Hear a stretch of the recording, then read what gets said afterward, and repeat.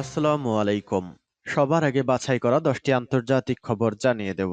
প্রথমেই থাকছে শিরোনাম। তবে তার আগে অনুরোধ থাকবে ভিডিওটিতে একটি লাইক দিবেন।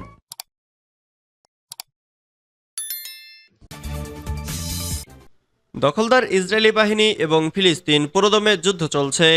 জানিয়ে দেব হাতে থাকা সর্বশেষ আপডেট আন্তর্জাতিক সংবাদ। প্রথমেই সংবাদ শিরোনাম।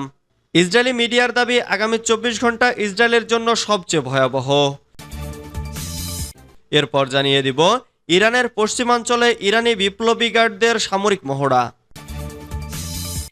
এদিকে মিত্র শেখ হাসিনার পতনে ভারতের জন্য কূটনৈতিক সংকট। এরপর জানিয়ে দিব রাশিয়ার কুরস্ক অঞ্চলে ইউক্রেনের হামলায় আহত 13।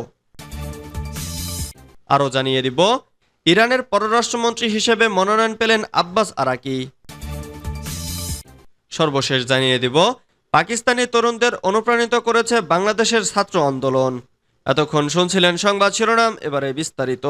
তবে অনুরোধ থাকবে ভিডিওটিতে একটি লাইক করবেন এবং কমেন্ট করে জানিয়ে দিবেন কোন জেলা থেকে আপনি আমাদের এই ভিডিওটি দেখছেন। ইসরায়েলি মিডিয়ার দাবি আগামী 24 ঘন্টা ইসরায়েলের জন্য সবচেয়ে ভয়াবহ। আগামী 24 ঘন্টা ইসরায়েলের জন্য সবচেয়ে ভয়াবহ সময় বলে দাবি করেছে ইহুদিবাদী মিডিয়াগুলো।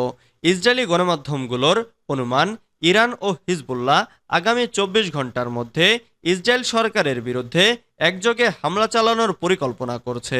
দখলদার সরকারের একটি মিডিয়া রোববার জানিয়েছে যুক্তরাষ্ট্র এবং ইসরায়েল বিশ্বাস করে যে হিজবুল্লাহ আগামী 24 ঘন্টার মধ্যে আক্রমণ শুরু করবে, তারপর ইরান এতে যোগ দেবে।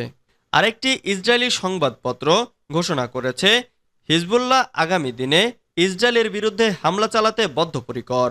গাজায় যুদ্ধবিরতি সংক্রান্ত আসন্ন আলোচনার প্রেক্ষিতে হিজবুল্লাহ তার পরিকল্পনা পরিবর্তন করবে না বলেও উল্লেখ করা হয়েছে ইসরায়েলি সংবাদপত্রটির প্রতিবেদনে। ইহুদিবাদী মিডিয়াতে বলা হয়, দামেস্কে ইরানের কনসুলেট ভবনে ইসরায়েলি বাহিনীর হামলার প্রতিক্রিয়ায় গত এপ্রিলে ইসরায়েলে ব্যাপক ক্ষেপণাস্ত্র ও ড্রোন হামলা চালায় ইরান। সম্প্রতি তেহরানে হামাস নেতা ইসমাইল হানিয়াকে হত্যার প্রতিক্রিয়ায় ইসরায়েলি সরকারকে শাস্তি দেওয়ার প্রতিশ্রুতিও দিয়েছে ইরান সরকার। ইরানের পশ্চিমাঞ্চলে ইরানি বিপ্লবী গার্ডের সামরিক মহড়া। ইরানের পশ্চিমাঞ্চলে সামরিক মহড়া চালিয়েছে ইরানি বিপ্লবী গার্ডরা। স্থানীয় সময় রবিবার 11 আগস্ট এই মহড়া শুরু হয়েছে। ইরানের সরকারি বার্তা সংস্থা ইরনার বরাতে ব্রিটিশ বার্তা সংস্থা রয়টার্স এই খবর জানিয়েছে। খবরে বলা হয়, রবিবার শুরু হওয়া এই মহড়া টানা 3 দিন ধরে চলবে, শেষ হবে মঙ্গলবার 31 জুলাই। তেহরানে ক্ষেপণাস্ত্র হামলায় ফিলিস্তিনের সশস্ত্র গোষ্ঠী হামাসের প্রধান ইসমাইল হানিয়া নিহত হন। এই হত্যাকাণ্ডের জন্য ইসরায়েলকে দায়ী করে তারা। দেশটির বিরুদ্ধে প্রতিশোধ নেওয়ার প্রতিশ্রুতিও দিয়েছে ইরান। মিত্র শেখ হাসিনার পতন ভারতের জন্য কূটনৈতিক সংকট। বাংলাদেশে স্বৈরশাসক শেখ হাসিনা সরকারের পতনে চলতি সপ্তাহে ঢাকায় যখন উৎসব চলছে, তখন সতর্ক অবস্থায় প্রতিবেশী দেশ ভারত। বিশ্লেষকদের মতে আঞ্চলিক প্রতিদ্বন্দ্বী চীনকে মোকাবেলা করতে ও ইসলামপন্থী বিকল্প রাজনৈতিক শক্তিকে দমনে হাসিনাকে সমর্থন দিত ভারত। এখন গণবিক্ষোভের মুখে শেখ হাসিনা ক্ষমতাচ্যুত হওয়ায় আঞ্চলিক শক্তির কেন্দ্র ভারতের জন্য তৈরি হয়েছে একটি কূটনৈতিক সংকট। গণ আন্দোলনের মুখে গত সোমবার 5 আগস্ট প্রধানমন্ত্রীর পদ থেকে ইস্তফা দিয়ে দেশ ছেড়ে দীর্ঘদিন মিত্র ভারতে হেলিকপ্টারে করে পালিয়ে যান হাসিনা। তিনি এখনও সে দেশেই অবস্থান করছেন। শেখ হাসিনার ছেলে সজীব ওয়াজেদ জয় অবশ্য এখন দাবি করছেন তার মা পদত্যাগ করেননি।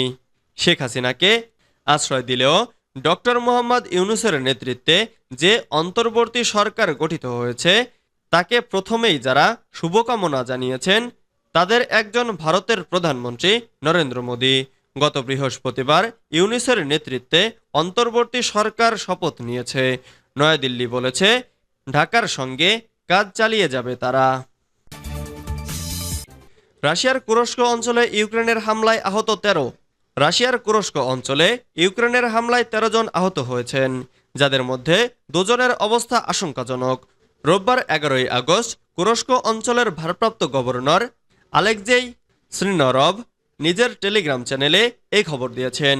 শ্রীনরভ বলেন, রুশ প্রতিরক্ষা ব্যবস্থা দ্বারা বাধা পাওয়া একটি ক্ষেপণাস্ত্র একটি আবাসিক ভবনের ওপর পড়লে আগুন ধরে যায়। প্রাথমিক প্রতিবেদনে ইঙ্গিত দেওয়া হয়েছে যে আগুন লাগলেও ভবনটির অবকাঠামো ক্ষতিগ্রস্ত হয়নি। অগ্নিকাণ্ডের পর থেকে এখন পর্যন্ত 15 জনকে উদ্ধার করা হয়েছে। শনিবার ইউক্রেনের প্রতিরক্ষা মন্ত্রণালয়ের প্রধান গোয়েন্দা অধিদপ্তর জানায়, ইউক্রেনীয় বাহিনী ক্রিমিয়া উপকূলের কাছে কৃষ্ণ সাগরে রাশিয়ার একটি দ্রুতগতির নৌকা ধ্বংস করে। তাদের দাবি, ইউক্রেনীয় বাহিনী 18টি রুশ জাহাজে আঘাত হেনেছে, যেগুলোর মধ্যে 9টি ধ্বংস হয়েছে। ইরানের পররাষ্ট্রমন্ত্রী হিসেবে মনোনয়ন পেলেন আব্বাস আরাকি। ইরানের পররাষ্ট্রমন্ত্রী হিসেবে আব্বাস আরাকিকে মনোনীত করেছেন দেশটির নবনির্বাচিত প্রেসিডেন্ট মাসুদ পেজেশকিয়ান। রবিবার 11 আগস্ট স্থানীয় সংবাদ মাধ্যম স্টুডেন্ট নিউজ নেটওয়ার্কে একটি সরাসরি সম্প্রচারে এই ঘোষণা দেন পার্লামেন্ট স্পিকার মোহাম্মদ বাকের গালিবাফ। ব্রিটিশ বার্তা সংস্থা রয়টার্স এই খবর জানিয়েছে। প্রতিবেদনে বলা হয়েছে, পেজেশকিয়ানের মনোনীত মন্ত্রিপরিষদকে আগে পার্লামেন্টের অনুমোদিত হতে হবে। এ বিষয়ে স্পিকার মোহাম্মদ বাকের বলেন, আগামী 2 সপ্তাহের মধ্যে প্রস্তাবিত মন্ত্রীদের বিষয়ে পর্যালোচনা করবে পার্লামেন্টারি কমিশন। একজন অভিজ্ঞ বাস্তববাদী কূটনীতিবিদ আব্বাস আরাকি 2013 সাল থেকে 2021 সাল পর্যন্ত পরাশক্তিগুলোর সঙ্গে তেহরানের পরমাণু শক্তি বিষয়ক আলোচনায় প্রধান সমঝোতাকারী ছিলেন। আরাকি তুরস্ক ও জাপানে রাষ্ট্রদূতের দায়িত্ব পালন করেছেন। মোহাম্মদ জাভাদ জারফি পররাষ্ট্রমন্ত্রী থাকাকালীন মন্ত্রণালয়ের দ্বিতীয় সর্বোচ্চ প্রভাবশালী ব্যক্তি ছিলেন তিনি।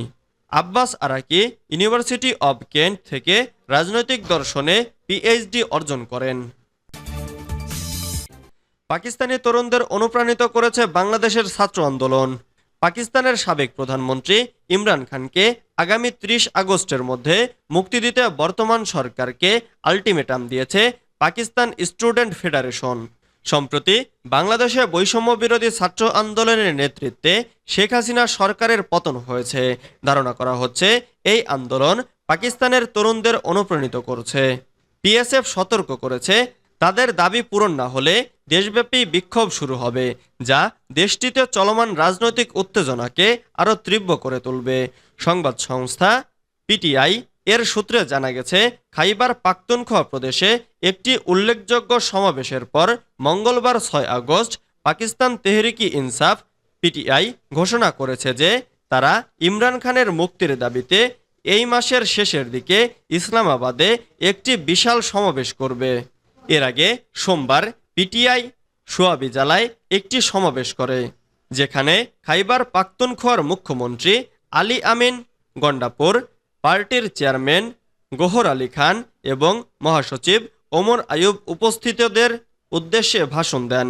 ভাষণে মুখ্যমন্ত্রী গন্ডাপুর বলেন, সাবেক ক্রিকেটার থেকে রাজনীতিবিদ হয়ে ওঠা দেশের বৃহত্তম দলের নেতাকে আর কারাবন্দী করে রাখা যাবে না।